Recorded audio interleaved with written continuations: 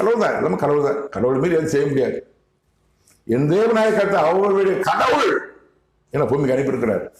ஆதியிலே பரமண்டலத்திலே கடவுள் தோன்றினார். அவரால் அங்கே உருவாக்கப்பட்டவர். அவர் முதல்ல பரமண்டல வாசியாக உருவாக்குனது இயேசு கிறிஸ்து.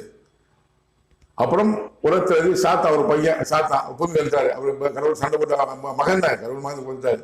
மூணாவது இந்த மாமனிதனை படுத்திருக்கிறார் பரமண்டலத்திலே. கடவுள் கூட இருந்தது இயேசு கிறிஸ்து. உலகத்தின் சாத்தான் பூமி வந்துட்டாரு. இந்த பக்கம் நான் இந்த சிவன்மூர்த்தி என்ன செய்வோம். அப்ப அங்க என்ன பண்ண தெரியாது. முதல்ல இயேசு கிறிஸ்து பூமிக்கு அனுப்பி பணி செய்யதான் நான் கூட்டிட்டாரு. பின்ன பூமிக்கு அனுப்பி இருக்கிறார். பரமண்டலத்தில் நான் வந்தவன், நான் பணி செய்ய. இது கடவுள் என்ன சொன்ன வார்த்தை போட்டு, கடவுள் யாரும் போட்டிருக்கேன், பரமண்டலம் போட்டிருக்கேன். இந்த எபிசோட் கொடுக்க பாருங்க. இது கடவுள் சொன்ன வார்த்தை. பணி செய்ய வந்திருக்கிறேன். அதனால கடவுள் என்னோட பேசுறாரு.